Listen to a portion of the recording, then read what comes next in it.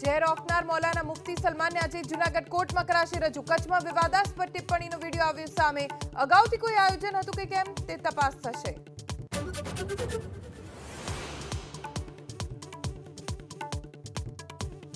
Ahmedabad CTM bridge પાસે રજની પ્રસૂતિગૃહમાં માતા અને બાળકના મોતને લઈ હોબાળો. ઉશ્કેરાયેલા લોકોએ હોસ્પિટલમાં કરી તોડફોડ. પોલીસે મામલો થાળે પાડ્યો.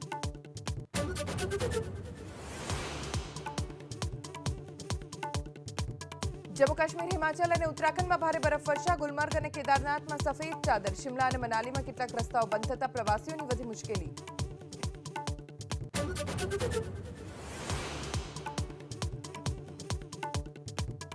ચૂંટણી પંચે ચૂંટણી પ્રચારને લઈ જાહેર કરી કડક ગાઈડલાઈન. કહ્યું, પ્રચારમાં ક્યાંય બાળકો ન જોઈએ, તેમને તેડવાના કે ગાડીમાં બેસાડવાના પણ નહીં.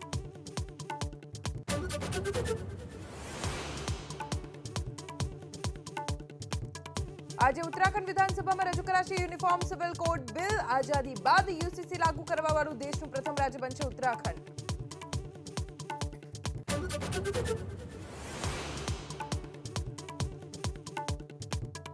જ્ઞાનવાપીમાં વ્યાસજીના ભોયરામાં પૂજાપાઠના વિરોધમાં મુસ્લિમ પક્ષની અરજી પર આજે હાઈકોર્ટમાં સુનાવણી. બાકીના ભોયરાના એએસઆઈ સર્વેની